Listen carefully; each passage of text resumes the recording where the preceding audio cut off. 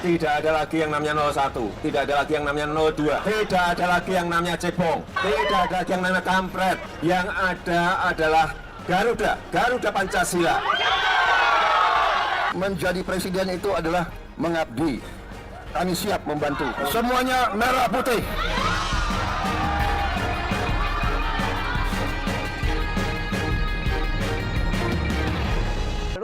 Kita akan bahas hal itu di Mata Najwa malam hari ini. Saya akan perkenalkan siapa saja yang hadir. Dari PDI Perjuangan ada politikusnya, ada Adian Apitupulu. Selamat malam Bang Adian. Selamat malam. Terima kasih sudah hadir. Saya juga mengundang Rocky Gerung, peneliti Perhimpunan Pendidikan Demokrasi. Selamat malam Bang Rocky. Saya ke Bang Rocky Gerung dengan membaca Twitter Anda, Bang Rocky. Boleh ya? Boleh kita keluarkan Twitter Rocky Gerung dan saya minta Anda untuk menafsirkan itu. Kita keluarkan karena Anda bicara soal kolam. Takdir anak kolam, habis-habisan menghina, akhirnya harus berbagi kolam, Anda bilang. Mana? Oke, bisa dimulai dari yang pertama. Ya deh, silakan jingkrak-jingkrak tapi tetap di kolam. Junjungan ambil jatah kolam buat tetangga sebelah, anak kolam maki-makinya ke gua. Ancur, Bro. Jangan remehkan kedungungan kami. Kereta udah jalan, Bro, yang di kolam ditinggal bengong. Astaga, berbagi kolam memang harus terjadi, itu akibatnya logis. Mengapa masih ngamuk? Ya Apa itu. maksud Anda? Yang anak kolam itu siapa? Saya nggak mungkin terangkan karena politik kita surrealis tadi kan. Nah, kalau ditafsirkan anak kolam adalah orang yang sekarang berada dalam koalisi Jokowi yang kemudian resah karena kolamnya akan kemasukan penghuni baru? Terima kasih tafsirannya, Najwa. Betul tidak? Betul tidak? Mengikuti gini. Saya Rocky Gerung harus berani tanpa Betul. tedeng aling-aling. Saya mau berani. Kalau yang saya saksikan itu adalah pertemuan dua leader. Tapi sebetulnya dia bukan leader dua-duanya. Dua-duanya dealer gitu. Masa saya percaya dealer? Kalau leader oke kita terang-terang. Ini dealer. Dealer itu selalu tertutup transaksinya kan. Karena mau ambil fee. Masing-masing berebut fee. Itu keras, bukan leader tapi dealer. Nanti harus ditanggapi oleh yang merasa memiliki leader itu. Apakah betul Jokowi Prabowo hanya sekedar dealer? Setelah pariwara jangan kemana-mana, tetap di Mata Najwa. Dan apakah saya ingin langsung Anda menanggapi Bang Rocky Gerung tadi? Ya. Pak Prabowo itu dan Pak Jokowi dealer bukan leader, ini hanya negosiasi saja? Saya bilang Mbak Nana, saya harus tegas di sini. Gerindra itu sejak didirikan belum pernah menikmati kursi kabinet. Meskipun 2009 sampai 2014 Pak SBY menawari kursi kabinet kepada kami. 2014 sampai 2019 Pak Jokowi menawarkan kursi kabinet itu kepada kami. Bahkan 2018 Pak Jokowi menawarkan kursi wapres itu kepada Pak Prabowo. Jadi sangat miris kalau pertemuan dua tokoh bangsa ini demi Indonesia Guyup kami dituduh iming-iming jabatan. Tolong jangan samakan Gerindra dan Pak Prabowo dengan pihak lain gitu loh.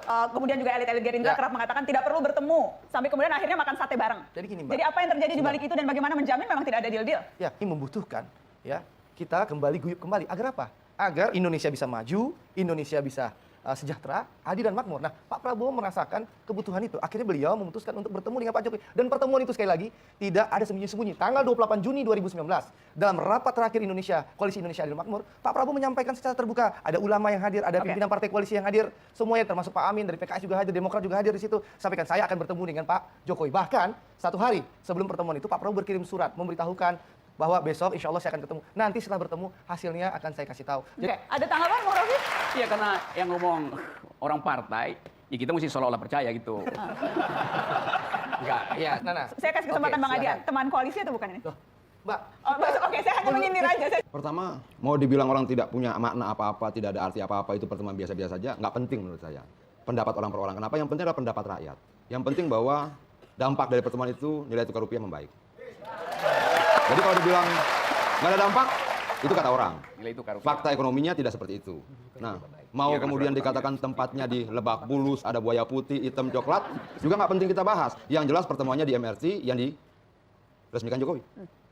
Nah, pertemuan itu setuju tidak setuju membuat situasi menjadi lebih adem, menjadi lebih nyaman. Walaupun sebenarnya rakyat juga sudah berterima dengan hasil pemilu itu. Tapi disempurnakan dengan pertemuan itu. Nah, kalau ada orang yang tidak suka, kita juga tidak bisa memaksa semua orang untuk suka pada situasi itu.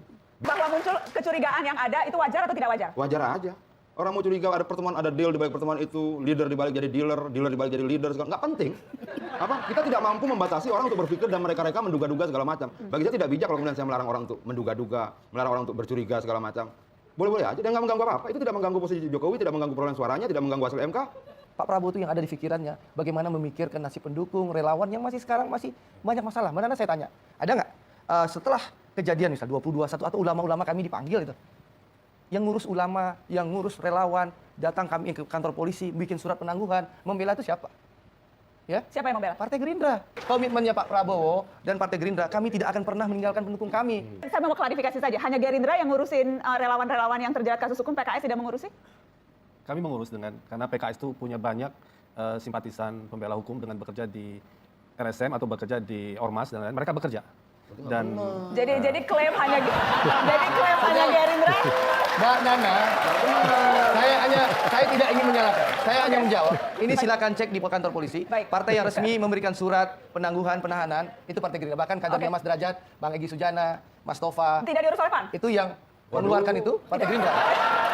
Tidak diurus oleh PAN. Nggak tahu saya. Oke, karena kemudian tampaknya ada kesan, adalah walaupun yang ini oposisi, tapi yang ini malah justru yang mengurus yang oposisi. Ini begitu? bagian tanggung Dijawab jawab setelah moral Pariwara. Pak Prabowo. Dijawab setelah Pariwara. Tetap di